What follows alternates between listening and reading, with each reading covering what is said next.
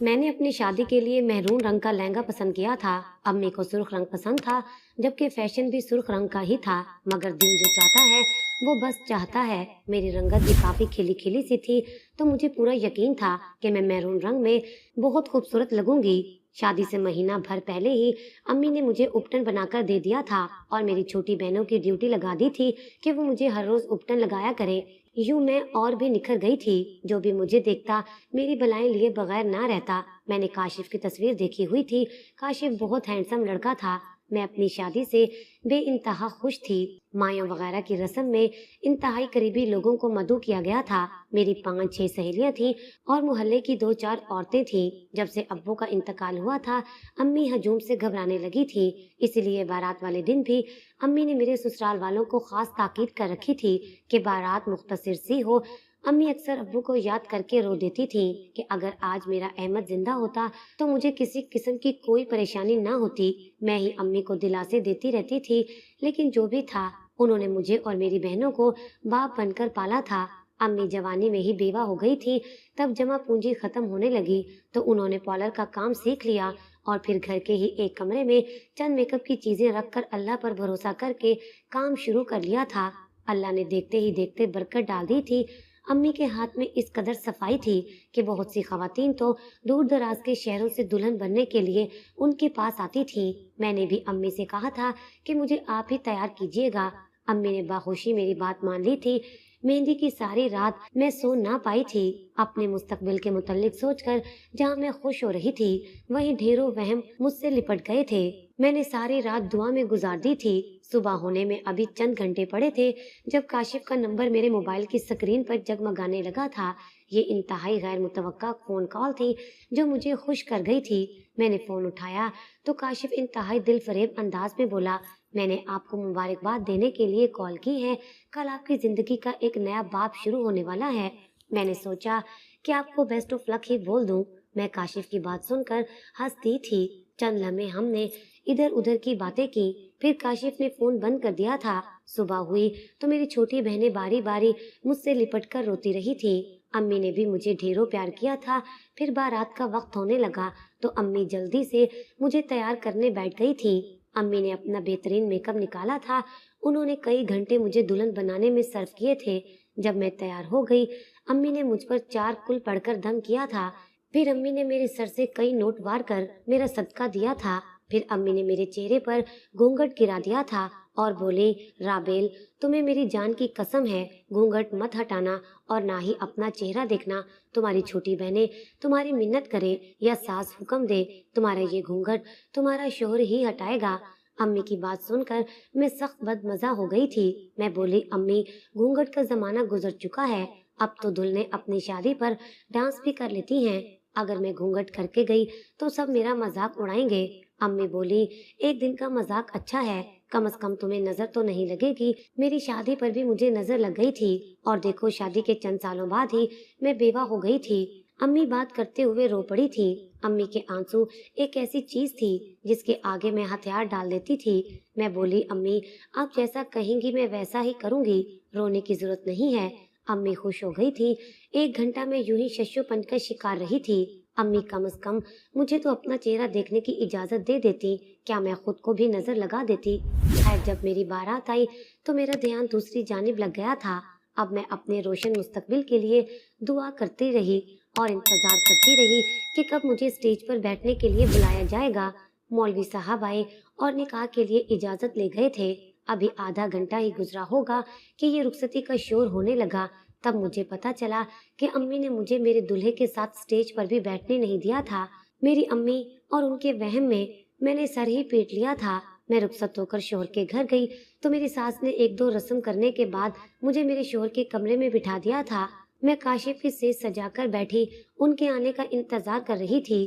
अब तो नींद भी आने लगी थी। तभी कमरे का दरवाजा खोलकर काशिफ अंदर आ गए थे। काशिफ मेरे पास आकर बैठ गए और बोले, राबेल, आज तुम्हारा साथ पाकर मैं बेइंतहा खुश हूँ। मैं तुम्हारे शान शियान ही मुंह दिखाई लेकर आया हूँ। तब काशिफ ने मेरा घूंघट पलट दिया था और हीरे का ब्रेसलेट मेरे सामने कर दिया था। मैंने काशिफ का मुंह देखा तो उसकी मुस्कुराहट सिमट चुकी थी, उसकी आंखों में उभरने वाले जज्बात मधुम पड़ चुके थे। अब वहाँ गुस्सा ही गुस्सा था। मैं हैरत ज़दा सी उनका मुंह तकती रह गई थी। काशिफ ने एकदम ही मुझे कलाई से पकड़ा और बिना कुछ कहे घसीटता हुआ बाहर ले गया था। वो बोला, अम्मी ये देखें, मेरे साथ कितना बड़ा धोखा हो गया है। हूर दिखाकर लंगूर मेरे पल्ले बांध दिया गया है। मेरी सास भी हैरान रह गई थी। उन्होंने भी दुहाई देना शुरू कर दी थी। वो बोले, ये क्या मनहूसत मारी शक्ल मेरे बेटे के पल्ले बांधी गई है। मेरा इकलौता बेटा है, मैं हरगिज इस काली कलोटी को अपने घर नहीं रखूंगी। तभी काशिफ बोले, अम्मी मैं धोखेबाज लोगों से निपटना बखूबी जानता हूँ। ये क्या समझती है कि एक बार शादी हो जाए तो धोखे की बुनियाद पर इसका घर बस जाएगा? नहीं, ऐसा हरगिज नहीं होगा। मैं डरते हुए बोली, आखिर मेरा कसूर क्या है? काशिफ बोले, राबेल मैं पूरे होशो हवास में तुम्हें तलाक देता हूँ। मैं नहीं नहीं करती रह गई थी। आंखों से आंसू टपकते चले जा रहे थे, लेकिन काशिफ को मुझ पर रहम न आया था। उसने 3 तलाकें दी और मुझे छोड़कर बाहर निकल गया। मेरी सास ने बड़ी फुर्ती का मुजाहरा किया और मेरे लिए टैक्सी मंगवा दी, मगर मैं इस सब से कबल एक बार काशिफ के कमरे में गई और जरूरी सामान उठाते हुए मेरी नजर आईने पर पड़ गई। मेरा दिल धक से रह गया था। मैं आईना देखकर डर गई थी। शीशे में एक सियासी लड़की खड़ी थी, जिसके चेहरे पर इंतहाई बेहंगम सा मेकअप किया हुआ था। लिपस्टिक आधे चेहरे तक फैली हुई थी। मेरी आंखों से आंसू बहने लगे थे। मैं समझ गई थी कि ये सब अम्मी का किया धरा है। उन्होंने ही मेरा हशर बिगाड़ा था। तभी तो वो मुझे आईना देखने से मना कर रही थी, मगर उन्होंने ऐसा किया क्यों था, ये मेरी समझ से बाहर था। टैक्सी आ गई थी और मैं उजड़ी हुई अपनी माँ की दहलीज पर एक बार फिर से आ गई थी। रो रो कर मेरा बुरा हाल हो गया था। मैं जैसे ही घर पहुंची तो अपनी माँ को दुल्हन बना हुआ पाया था। मुझे लगा जैसे मैं अब सांस भी नहीं ले पाऊंगी। अम्मी ने अपनी शादी वाला लहंगा पहना हुआ था और जेवरात से लदी ब्राइडल मेकअप किए हुए थी। मैं अम्मी को देखकर चीखें मार मार कर रोने लगी थी। मैं बोली, आखिर आपने ऐसा क्यों किया मेरे साथ? मैंने क्या बिगाड़ा था आपका? अम्मी दुल्हन बनी हुई थी, मैं हूँ रक्स थी, खुश भी थी। मुझे देखकर भी वो रक्स से बाज ना आई और देखते ही देखते चकराकर जमीन पर गिर पड़ी थी। मैं हक्का बक्का उनको तकती रह गई थी। फिर मैं झुककर जमीन पर गिरी, माँ को झंझोड़ने लगी थी। मैं चीख चीख कर कह रही थी कि उठकर मेरे हर सवाल का जवाब दे। आपने मेरे साथ ये सब आखिर किया क्यों था? मेरी चीखों की आवाज से मेरी बहनें भी नींद से बेदार हो चुकी थी। वो भी भागकर अम्मी के कमरे में आ गई थी। सामने का मंजर देखकर वो हैरान खड़ी थी। मुझसे 2 साल छोटी हुमा आगे बढ़ी थी। उसने अम्मी का मेकअप वगैरह उतारा, जेवरात वगैरह उतारे। हुमा की देखा देखी उससे छोटी बहन मेरी जानिब आई थी। उन्होंने जब मेरे चेहरे से स्याह मेकअप साफ कर दिया था, इतनी देर में एम्बुलेंस आ चुकी थी। न जाने किसने कॉल की थी।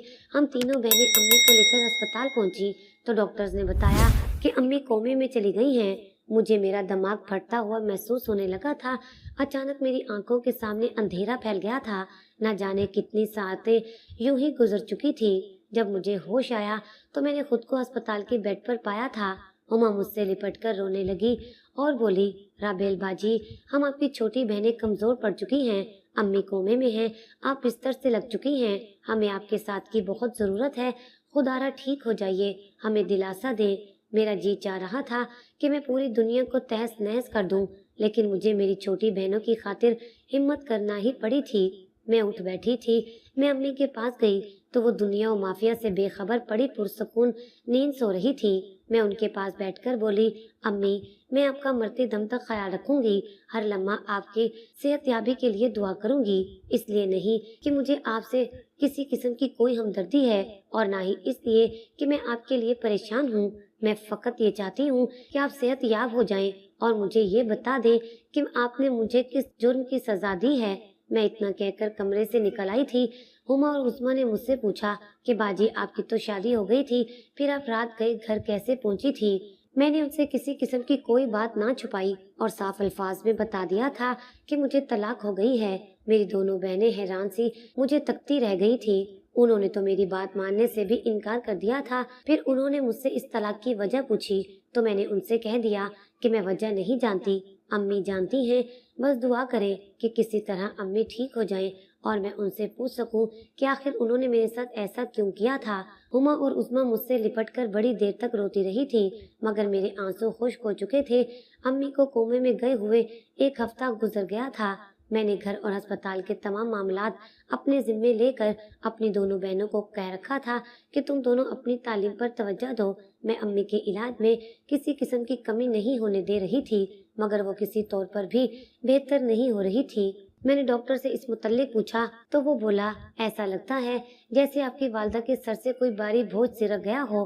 اب وہ بہتر ہونا ہی نہیں چاہتی، وہ ذہنی طور پر موت کے لیے تیار بیٹھی ہیں۔ میں نے بڑی بے یقینی سے ڈاکٹر کی گفتگو سنی تھی۔ ایسا کیسے ہو سکتا تھا کہ میری ماں مجھے عذاب میں ڈال کر پرسکون ہو گئی ہو؟ میں نے سوچ لیا تھا کہ میں تب تک اپنی ماں کی دیکھ بھال کرتی رہوں گی جب تک وہ مجھے میرے تمام سوالات کے جواب نہیں دے دیتی۔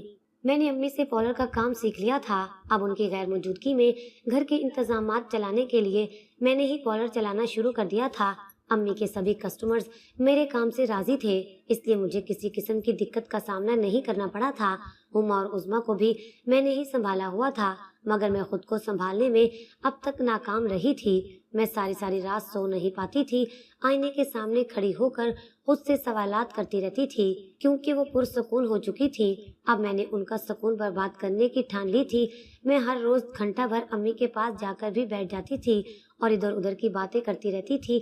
ایک دن میں بولی، امی، ہما اور عظما کا رشتہ نہایت اچھے گھر سے آیا ہے جہاں وہ بہت سکھی رہیں گی، مگر آپ جانتی ہو کیا، میں ان دونوں کے ساتھ بھی وہی سب کچھ کروں گی جو آپ نے میرے ساتھ کیا تھا۔ میں ان دونوں کا بالکل ویسا ہی میک اپ کروں گی جیسا آپ نے میرا کیا تھا۔ یوں میں ہفتہ بھر امی کے پاس جاتی رہی اور کبھی یہ کہتی کہ میں نے دونوں کا رشتہ طے کر دیا ہے اور کبھی کہتی کہ کچھ ہی دنوں میں ان کی شادی کرنے والی ہوں۔ ڈاکٹر نے بتایا تھا کہ امی اب ٹھیک ہونے کی کوشش کرنے لگی ہیں، ان کی حالت میں بہتری آ رہی ہے۔ یہی تو میں چاہتی تھی۔ یوں پورے 5 ماہ کومے میں رہنے کے بعد امی ایک دن ہوش میں آ گئی تھی۔ مجھے ڈاکٹرز کا فون آیا تھا کہ آپ کی والدہ رابیل پکار رہی ہیں، آپ ان سے آ کر مل لیں۔ میری آنکھوں سے بے شمار آنسو بہہ نکلے تھے۔ یہ آنسو خوشی کے ہرگز نہیں تھے، غم کے بھی نہیں تھے، بلکہ اس اذیت کے گواہ تھے جو میں نے ان 5 مہینوں میں گزاری تھی۔ میں اسپتال پہنچی تو امی میری طرف دیکھ کر رونے لگی تھی۔ وہ بولی، رابیل، میں ٹھیک ہو گئی ہوں، کچھ دن انتظار کر لو، پھر اپنی بہنوں کی شادیاں کرنا، ابھی میرا انتظار کر لو۔ میں بولی، امی، پرسوں ان کی بارات ہے، کارڈ بٹ چکے ہیں، اب میں کیسے شادی کو آگے بڑھاؤں گی؟ آپ فکر نہ کریں، میں آپ کی کمی ہرگز محسوس نہیں ہونے دوں گی اور خاندانی روایت کے مطابق ہی دونوں کا ویسا میک اپ کروں گی جیسا آپ نے میرا کیا تھا۔ امی رونے لگی تو میں نے انہیں کسی بھی قسم کی تسلی یا دلاسا دیے بغیر ہی وہاں سے اٹھ گئی تھی۔ 2 دن تو میں امی کے ساتھ یوں ہی آنکھ مچولی کھیلتی رہی۔ تیسرے دن میری امی روتے ہوئے میرے آگے ہاتھ جوڑنے لگی تھی۔ تب میں نے پہلی بار امی سے کہا تھا کہ امی، آپ نے میرے ساتھ اتنا بڑا ظلم کیوں کیا تھا؟ میں سچ جاننا چاہتی ہوں، آپ مجھ سے کوئی بات نہ چھپائیے گا۔ آج امی کی صحت بھی کافی بہتر لگ رہی تھی، وہ روانی سے بولنے لگی تھی۔ امی بولی، رابیل، تم میری داستان سن لو، پھر میں تمہارے تمام سوالات کے جوابات دے دوں گی۔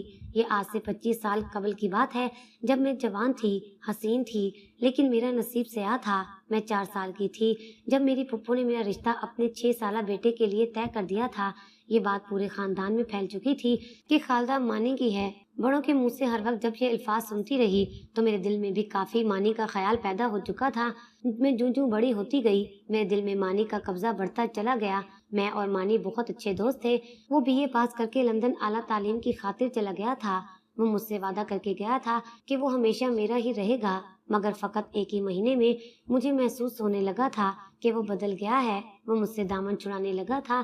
پہلے تو ڈھیروں خط بھیجتا تھا، مگر پھر اس نے خطوط کا سلسلہ بھی بند کر دیا تھا۔ میں پھپھو کے سینے لگ کر روتی رہی اور ان سے شکایت کرتی رہی کہ مانی بدل گیا ہے، وہ کسی فرنگ کے عشق میں مبتلا ہو گیا ہے۔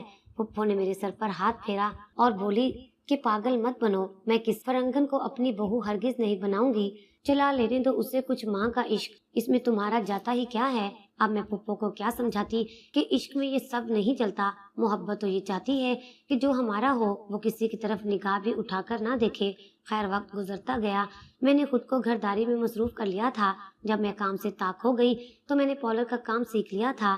2 سال بڑی اذیت میں کٹے تھے، مگر وقت کی یہی صفت تو سب سے بھلی ہے، وقت کیسا بھی ہو آخر کٹ ہی جاتا ہے۔ میرا مشکل وقت تو کٹ گیا تھا، مگر میں یہ نہ جانتی تھی کہ میرا مشکل ترین وقت شروع ہونے والا ہے۔ मानी जब वापस लौटा तो उसकी आंखों में मुझे अपने लिए किसी किस्म की कोई शनासाई नजर नहीं आई थी। वो मुझसे निगाह बदल गया था। मैंने एक बार फिर से फुप्पो के सामने दिल के फफूले फोड़े थे। फुप्पो ने फिर दिलासा दिया था। मैं भी मानी के आगे पीछे होने लगी थी। एक दिन मुझे फुप्पो ने बुलाया था कि तुम घर आ जाओ, हम दोनों मिलकर मानी की पसंद का खाना बनाएंगे। फिर तुम दोनों को अकेले बैठकर बात करने का मौका मिल जाएगा। तुम दोनों सारे गिले शिकवे दूर कर लेना। मैंने खुशी खुशी हामी भर ली थी। मैंने और फुप्पो ने 3 घंटे लगाकर बड़ी मोहब्बत और मेहनत से खाना तैयार किया था, मगर मानी ने ये कहकर खाना खाने से इनकार कर दिया था कि वो बाहर से खाकर आया है।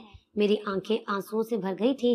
फिर मानी ने मुझे बुलाया और कहा कि छत पर आओ, मैं तुमसे बात करना चाहता हूँ। मैं जल्दी जल्दी छत पर गई तो मानी ने मेरे हाथ में मंगनी की अंगूठी थमा दी थी। वो अंगूठी मैंने मानी को लंदन जाने से पहले दी थी। मानी बोला कि अब मैं ये मंगनी मजीद आगे नहीं चला सकता, मैं किसी और से प्यार करने लगा हूँ। एक ही लम्हे में मेरी आंखों से बड़े आंसू बहने लगे थे। मैं रोते हुए बोली, मानी तुम नहीं जानते क्या कि ये अंग्रेज औरतें वफादार नहीं होती, तुम उनकी खातिर मुझे मत छोड़ो। मानी बोला, मैं किसी अंग्रेज औरत से प्यार नहीं करता, बल्कि मैं तो अलिशबा से शादी करना चाहता हूँ।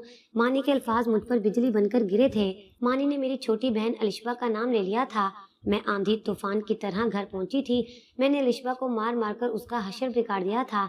मैं उसे मारती जाती और वो कहती जाती कि तुम्हें इश्क लड़ाने के लिए मेरा ही मंगेतर मिला था क्या। वो रोते हुए बोली, बाजी इश्क पर किसका जोर चलता है।